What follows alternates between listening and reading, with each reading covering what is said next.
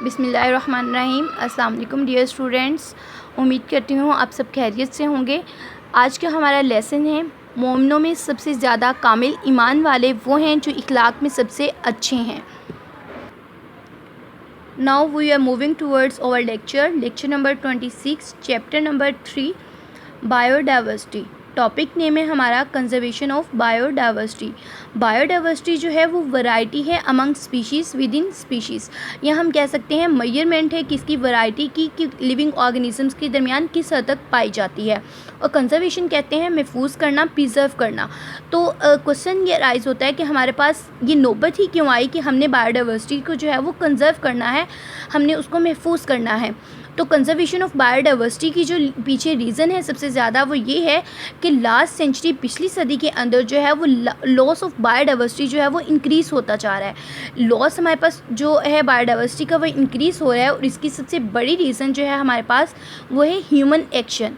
Human action जो है वो बहुत अहम रोल प्ले करते हैं किस चीज़ में, डिस्ट्रक्शन ऑफ इकोसिस्टम में।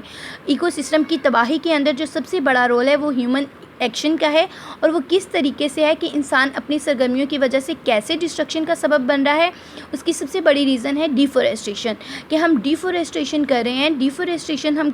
डिफॉरेस्टेशन का मतलब है हमारे पास जंगलात का कटाव। हम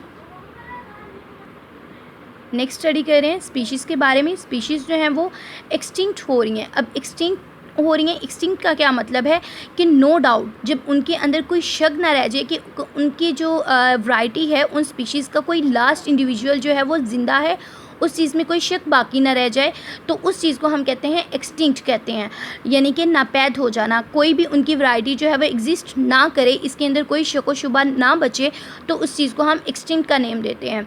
नेक्स्ट हमारे पास जो दूसरी वैरायटी आ जाती है वो है इंडेंजर्ड। इंडेंजर्ड क्या है? एट रिस्क ऑफ एक्सटिंक्शन, यानी कि वो कम्प्लीटली एक्सटिंक्ट ना हुई हों, कम्प्लीटली नापैद ना हुई हों, लेकिन उनको फ्यूचर के अंदर ये रिस्क हो कि उन्होंने नापैद हो जाना है, तो उन स्पीशीज़ को हम कहते हैं इंडेंजर्ड स्पीशीज़।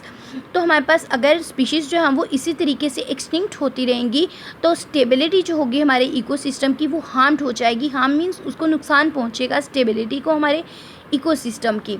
और अगर बायोडाइवर्सिटी जो है हम इसी तरीके से रिड्यूस करते रहे, अपने एक्शंस के ज़रिए से डिफॉरेस्टेशन हम ज़्यादा करते रहे, तो हमारी बायोडाइवर्सिटी जो है वो रिड्यूस होगी, और हंटिंग जो है वो भी मेजर प्रॉब्लम है हमारा।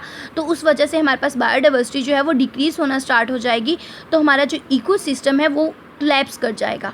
अब नेक्स्ट जो है, यहाँ तक तो हमने सिर्फ ये पढ़ना है कि हमारे पास जो ह्यूमन एक्शन है वो हमारे पास बिग रोल प्ले कर रहा है डिस्ट्रक्शन के अंदर। और एक्सटिंक्ट और इंडेंजर्ड स्पीशीज़ क्या है? एक्सटिंक्ट और इंडेंजर्ड स्पीशीज़ जो है इन दोनों के दरमियान डिफरेंस जो है ये एक इंपॉर्टेंट क्वेश्चन है हमारे पास। तो हमने जस्ट इसमें इसी चीज़ के बारे में पढ़ना है कि हमने कंजर्वेशन ऑफ बायोडाइवर्सिटी करनी है, यही पढ़ना है। नेक्स्ट जो हम टॉपिक पढ़ेंगे उसके अंदर हम पढ़ेंगे इम्पैक्ट पढ़ेंगे ह्यूमंस का, कि इंसानी जो सरगर्मियाँ हैं उसके असरात क्या मुरतब हो रहे हैं। ठीक है, तो अब हमारे पास पाकिस्तान के अंदर ही जो है वो काफ़ी इंडेंजर्ड हमारे पास स्पीशीज़ हैं, उनके अंदर लाइन आ जाता है, टाइगर आ जाता है। ये सारी जो हमारे पास स्पीशीज़ हैं वो इंडेंजर्ड स्पीशीज़ कहला रही हैं। तो नेक्स्ट हम लेक्चर पे पढ़ेंगे impacts of human organisms, human beings. अल्लाह हाफिज़।